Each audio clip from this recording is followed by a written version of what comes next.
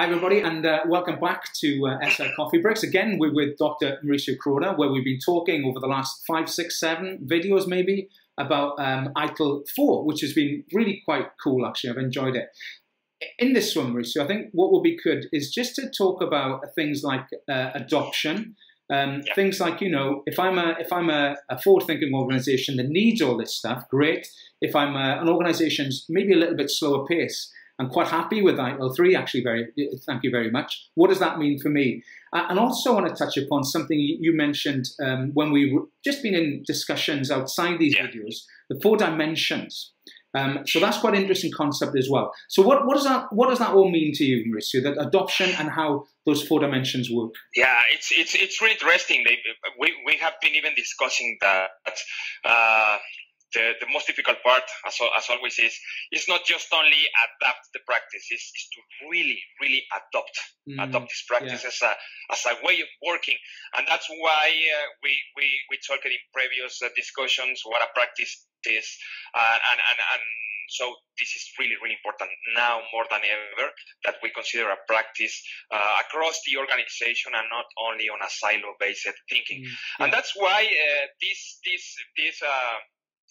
new concept comes to light, because we discussed it. Okay, maybe how can we ensure a holistic approach to service management? How can we ensure that every single practitioner across the globe, every single organization who is going to ITIL4 is really considering this holistic approach? So well, ITIL4 outlines 4 dimensions of service management, and that's what they call the 4 dimensions model.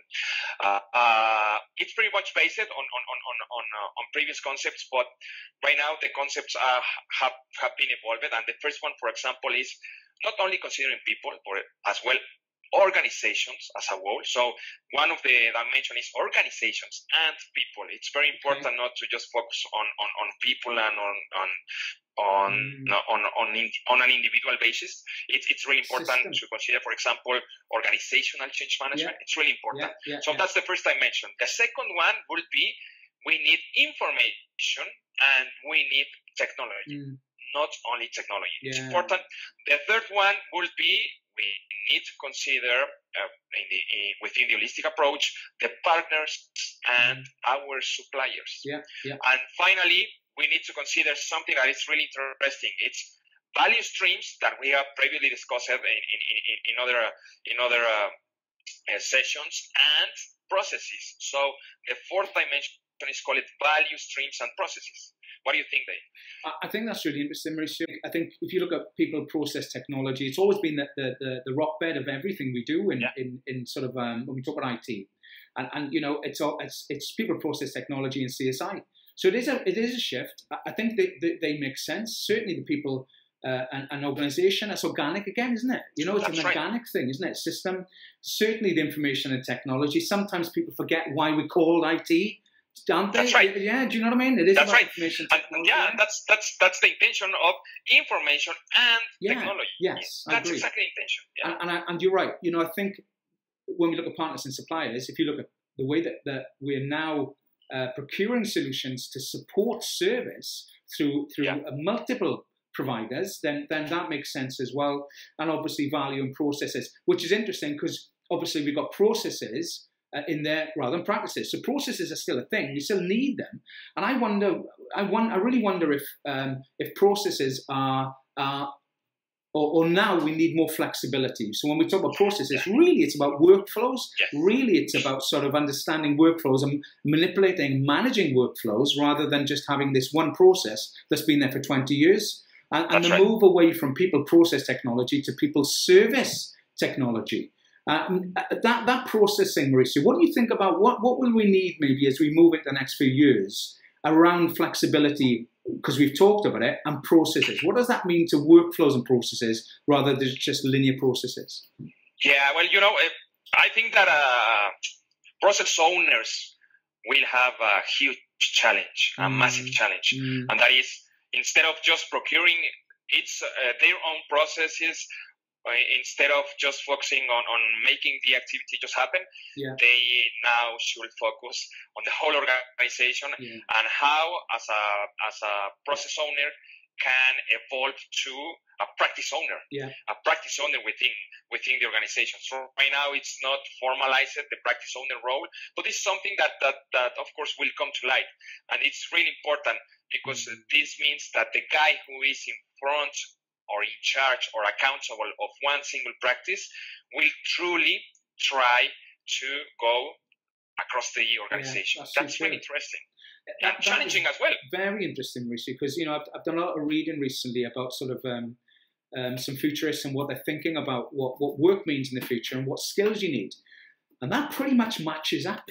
That's a completely different skill set, and when you look at sort of skills and the change in the SME, the sort of subject matter expert, and how that's going to change. It changes the relationship with what they need to be able to do from a skills perspective. It is more social. If you look at, there's a load of reports out that are coming out about the need for social skills, and that sort of backs it up. It sort of means that you're no longer a siloed process owner. You're actually part of a wider organic thing going on, and actually it is more about the you becoming a sort of a superconductor, a conductor in an organization, putting different hats on at different periods rather than just having this thing. And we talk about service orchestration all the time, Mauricio, don't we? Yeah? That's right. It is about orchestrating, the skills to orchestrate service rather than just deliver. And correct me if I'm wrong, because SLAs are still going to be needed. We still need to measure. Absolutely, yes. But I'm hoping the change, it'll move away from, this red and green thing into something that is much, much more meaningful when it comes down to creating and delivering services in organizations. How have you? What about? Do you talk about that as part of the group and what that means, what the outcomes are, what outputs are, rather than just sort of numbers, metrics, green and reds? What does that mean? We definitely should include in the service level management stuff all of the user experience. Why don't we have right now a metric regarding user experience, or customer experience, or consumer experience, or call it whatever you want? But why are we just measuring, considering, how many, or the percentage of, if you're above, if you are under? That's good. That's good. Why do we not have right now within our SLAs user experience KPIs? That should be the main driver. Do you know what? I couldn't agree more, Mauricio. And I think that has always been the service, almost the service desk's place, right?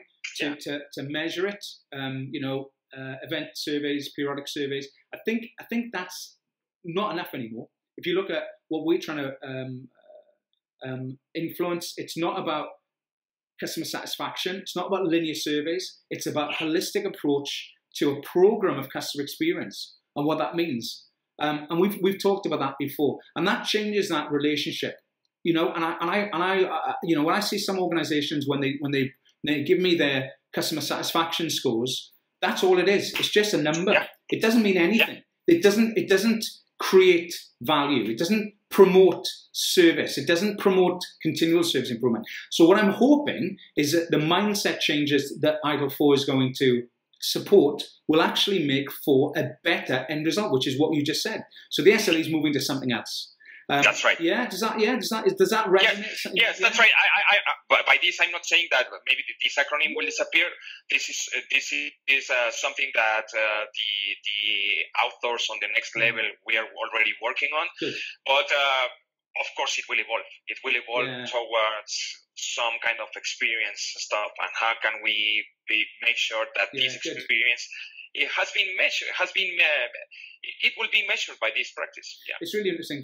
Scarlett, our research analyst in SDI, she raised the trend a while back now of experience level agreements, XLAs. I told her, when I first read them, honestly, I read them and I went, I don't know if that's going to work. But I think if you really think about what that means and you tie all this stuff in and the progressive thinking and that system and organic thinking around service, then this stuff is light years ahead of where we've been since 2011. And I'm just hoping that the community, practitioners, organizations are ready to pick this up and adopt it. Yeah? I really do. Yes. What about the challenges of adoption, Mauricio? How are you going? How have you thought about how organizations are going to look at this and say, well, actually, don't need that. Don't see any reason why. Yeah, I think the main challenge is going to be on the way of thinking, as we have previously mentioned on additional recording that we have been doing. Is the organizations and people side will be really challenging. Because it's not just changing the mindset within the people, as one of the four dimensions says, you should change the way you are doing your stuff, culturally speaking. So it involves organizations. So what I am seeing and what I am expecting is that big and huge organizations are starting to being much more flexible within their way of thinking, within their culture, embracing the new generations, millennials, all of these guys. And I think that as long as these huge corporates are able to get much more flexibility, then they will be able to embrace these new best practices. Who is ahead? Who is already ahead? Who is already ahead in this? All of the entrepreneurs and the small and medium businesses who will be able to move quicker and faster than the big ones. So I think that on that side, it will be much more easier for them to adopt and adapt this kind of new way of thinking. It's very interesting, and this is why the world is challenging right now. Why the smaller companies are challenging the bigger companies across the globe, because they are just able to, they are just becoming much more flexible and much more agile in order to bring this stuff within the organization. I think we've covered off some of the ITIL4 stuff in these sessions. I think we'll have an opportunity to maybe do some more of these very soon on the same subject, on different subjects, on life in Latin America, on life globally, I suppose, as well. That's right. It's been a pleasure, Mauricio. Thank you very much indeed, and thank you for your time. We'll speak soon. My pleasure, David. Thank you very much, and see you soon. Thank you. Thank you, listeners, as well. Thank you, guys.